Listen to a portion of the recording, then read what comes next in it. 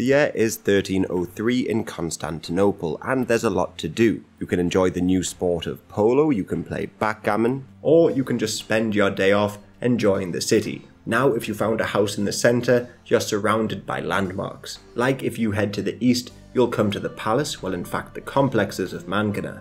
This was built in the 11th century and is quite the marvel. It has huge gardens, fountains and the likes, but also a public hospital. This wasn't the only hospital to care for the poor and sick. Others tended to be based in monasteries like Lips or Panda Crater. But in all of them, doctors give help for free and receive a poor wage. Like someone who applies leeches, just gets 5 hypopera annually. But many doctors may work out of a sense of duty, or maybe just for half a year, allowing them to get money elsewhere for the remaining months. But thanks to the emperors and many rich citizens, you can go get some form of treatment. In days gone by, it was said that Anna Komnena actually ran a hospital that would treat up to 10,000 people. Or Empress Theodora, the wife of Michael, made sure that the Lips monastery would always have a women's ward. So these public hospitals have been brought back to life, and many even have a pharmacy attached, and maybe even some outpatient visits. However, not all of the treatments are the best. For instance, Andronicus I Komnenos used Nile crocodiles as an aphrodisiac, and prayer and relics still play an important role. There are of course private hospitals as well, and doctors can get 40 hypopera a year there, plus a number of extras. Like a private doctor will get 5 hypopera, a glass vase, and a coat to perform an abortion. A general checkup may cost 2/3 of a hypopera, and bleeding costs 2.5. Plus, if all that fails, dying as well becomes incredibly expensive. Burials can cost 10 gold coins for a nice spot, and some wills can cost over 30, but that's largely just for the rich to care about. As for you, you can use these hospitals, and in fact many institutions in quite a decent welfare system. Monasteries will have a xenodokeion, which is a place for pilgrims and strangers to stay, and maybe a tokotrophion, which is a home for the poor, where they could be trained up in a skill sometimes. Then there's always homes for the elderly and orphans, and although these aren't as developed as before, they still function. But before we continue with the tour, if you're at all curious to find out if your ancestors would have been in Constantinople at this time, or for that matter, if you'd like to find out where your ancestors came from, I couldn't recommend MyHeritage enough. I've taken the tests myself, and I'm mainly British, but there's also quite a bit of Southern Italian in there, a little bit of Balkan, and even some Scandinavian. So I'm just going to assume that that's clearly some Viking Varangian god. You too could track down your own ancestry, find out where you came from, and in general, bring history to life. Over 90 million people are on MyHeritage, which means you're sure to find some long-lost family members across the world. And they have over 18 billion easily searchable records, which allows you to begin building your family tree.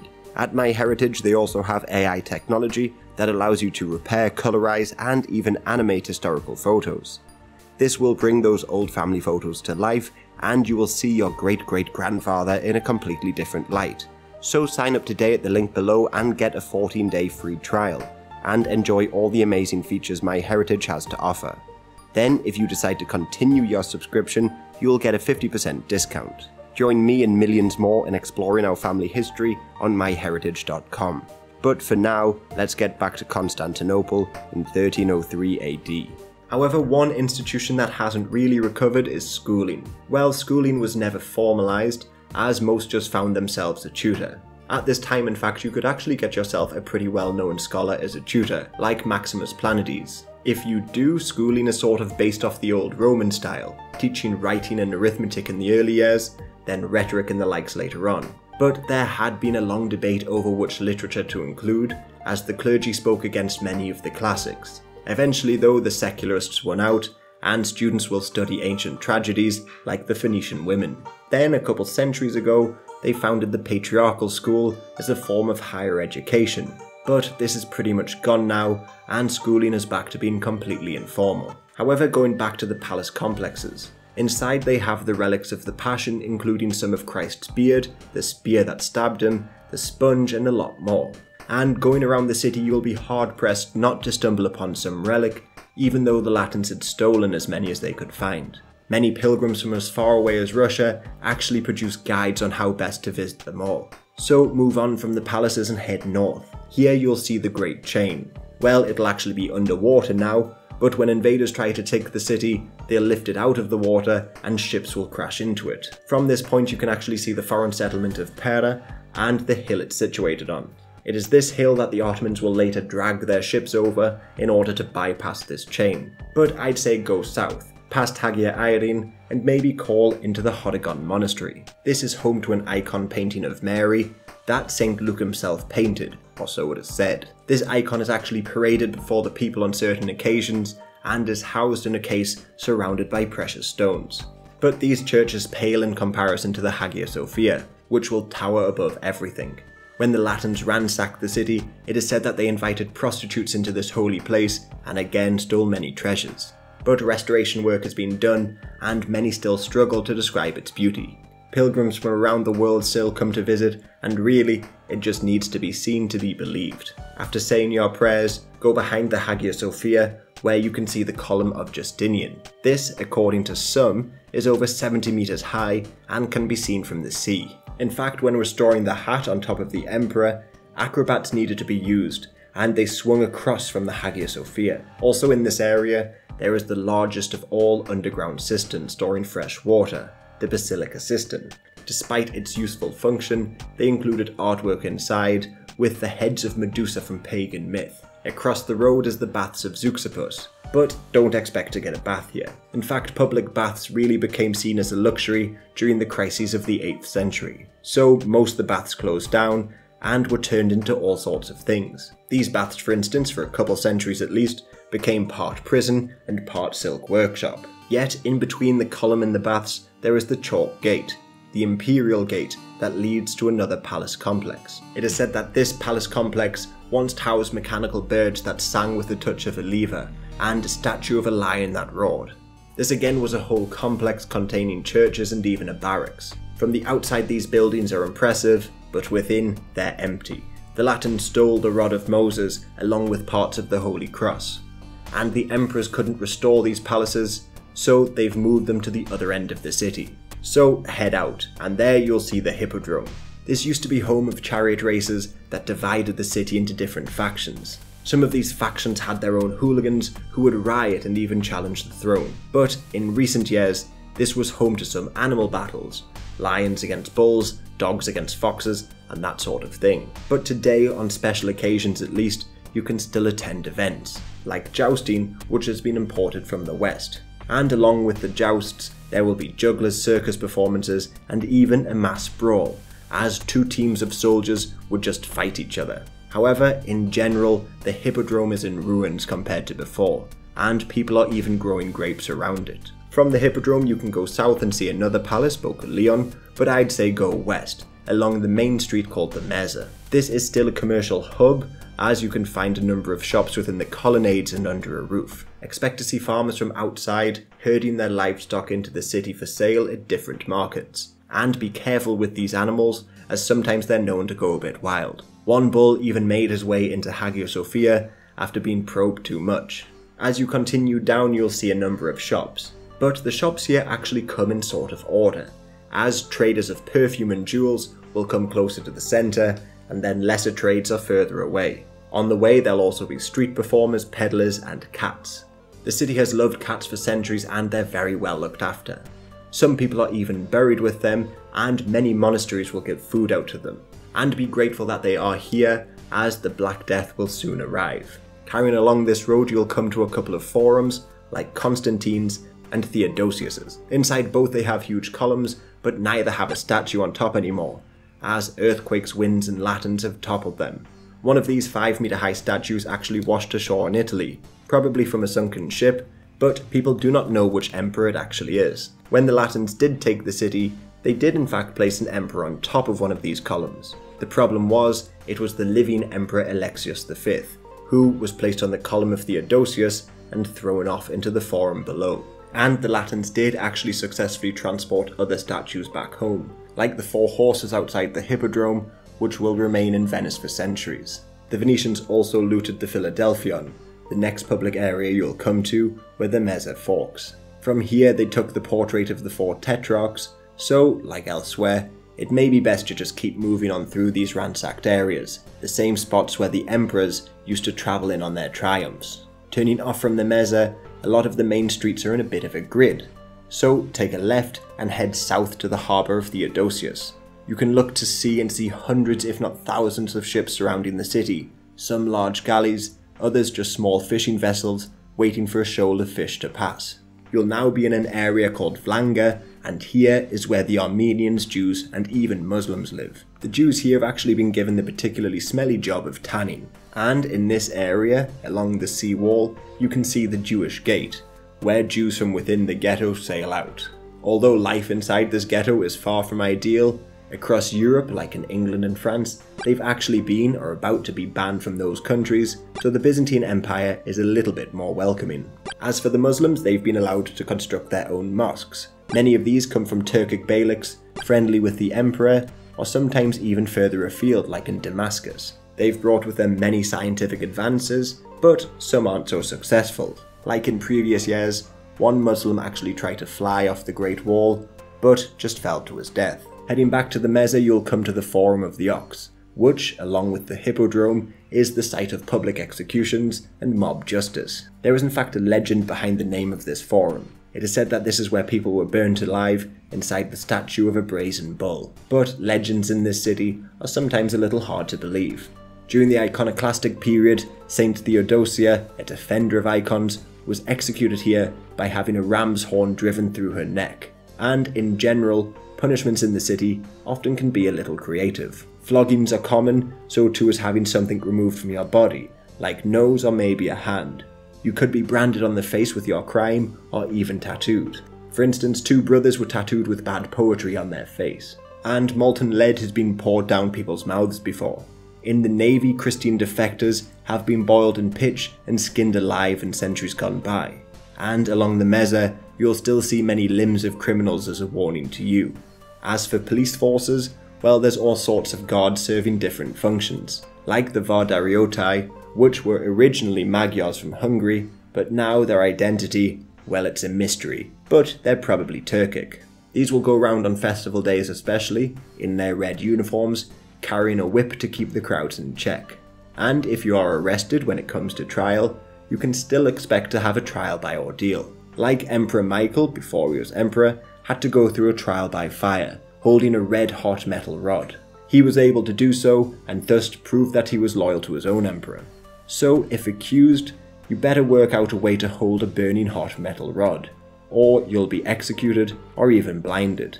These blindings could be done through gouging a hot poker or even boiling hot vinegar into your eyes, and this was a favourite punishment for challengers to the throne. Plus, one punishment you may face is possibly a life in the mines. After all, the empire needs metals, and this is a brutal job that nobody really wants. But carry on down the Meza, pass another forum, and now you'll notice it's becoming far less populated around here. There's still a number of churches you can visit though, like St. Andrew Salis and St. Diomedes of Jerusalem, where again you can find some relics and even the bodies of some saints. But I'd say just keep heading west, and there you'll see the Golden Gate. From here, the Byzantine emperors had fought off a number of assaults.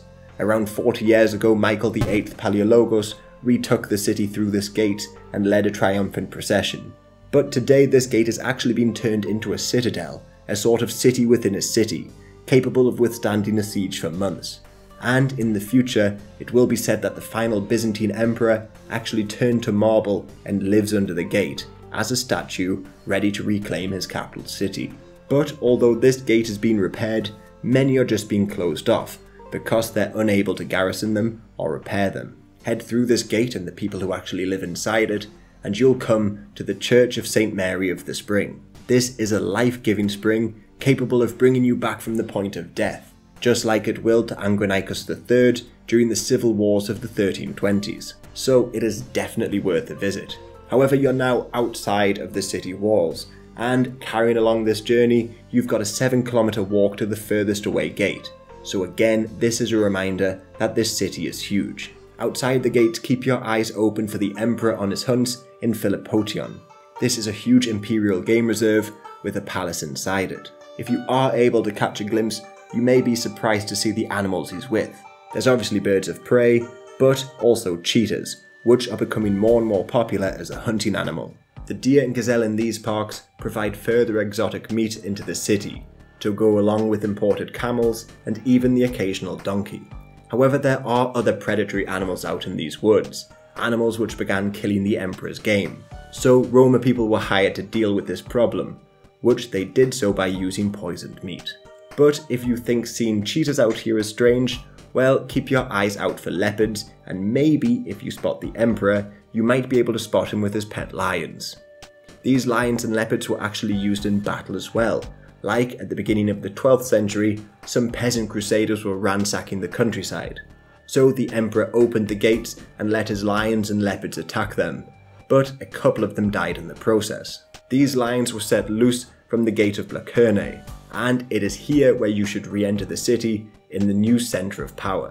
Again, this is another complex containing a few palaces and churches, like that of Porphyrogenitus. It's worth coming here when a new heir is born, as the emperor will hold him over the balcony and declare them emperor of the world. Otherwise, this is where the English Varangians will guard their high-ranking prisoners and torture some. But just a few years ago, one guard named Harry actually helped Michael Komnenos escape. You might also be able to see diplomats that have arrived from around the world, like the Ethiopians who have travelled to meet their fellow Orthodox for centuries, or even maybe the odd Mongolian, as there are discussions over a possible alliance in the works. In fact, there's a new church called St. Mary of the Mongols. This was named in honour of the princess who married Abaka Khan of the Ilkhanate, and this albeit small church will be the only one not destroyed or converted into a mosque in later centuries. But really the church here that you should visit is Chora. Here you can see new and restored mosaics, a real example of the Palaiologan Renaissance. And come back in a few years as Theodore Metochites, the man in the large hat, will really help bring this place back to life. The same cannot be said though for Constantinople's second most important church, which you can find if you go back onto the Meza and head east. After a while you come to the Church of the Holy Apostles. Outside of this building there is the newly constructed statue of the Archangel Michael, commemorating the recapture of the city. But inside the ruins are once again on display. This was once home to the tombs of great emperors like Basil and Justinian, but the Crusaders had opened them up and stole whatever gold they could find. The skulls of saints like Andrew, Luke and Timothy have also vanished, and in a couple of decades the whole thing will just fall into ruin once more. But there is maybe one more church you should visit. To get there you'll need to turn north and head under the Aqueduct of Valens. This is still functioning, but not maintained. Once through you'll come to the Panda Crater. This is the same building that once housed a public hospital, and it also housed the most famous of icons when the Venetians turned it into their headquarters. Plus it's also the burial spot for many royals and nobles. However, I'd say come back here as night, as a stone toad from a nearby monastery is said to come to life and clean the streets. Well, at least it did when Leo was emperor centuries ago. But now you've seen too many churches and relics, so head north into the bustling foreign quarters. Here the Venetians and other Italians buy and sell their wares, unload their produce and set sail again. In days gone by you would have seen a number of silk weavers working around here, but now the silk industry is bigger in Italy or among the Turks, who employed or imprisoned many Byzantine silk workers.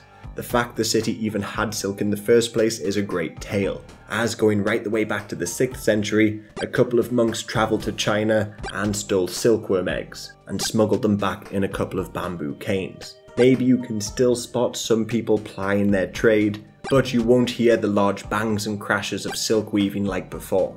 You can also pay a copper coin to cross over to the other side, Pera, which is owned by the Genoese. Out of the two Italian cities the emperor has maintained closer relations with Genoa, but today this is really coming at a cost. These foreigners can essentially trade for free in the empire and dominate sea travel, meaning the city is entirely dependent on them. It is in this area that the Genoese will build the famous Galata Tower, but that won't be for a while. This tower will actually go against the treaty that was signed this year, as the Genoese were not allowed to fortify this colony. But this colony will later grow and be surrounded by walls. Yet, as the government needs Genoese ships, there's really nothing that can be done about it. However, Genoese people will stay to defend the city when the Ottomans make their final assault on it. So while here, explore the wares that come in from across the world. These Italians still dominate trade with the Levant, Egypt, and sometimes they've even been popping up in India and beyond. So expect to find many goods way out of your price range. Here you can also expect to find another Jewish community who have come in with the Venetians and Genoese. But it'll now be getting dark, so pop back on a boat, head through the streets and head home. Go to sleep. But remember to record your dreams, as they will tell you what the future will be. And thank you to myheritage.com for making this video possible. Remember to sign up at the link below if you too want to find out more about where your family came from.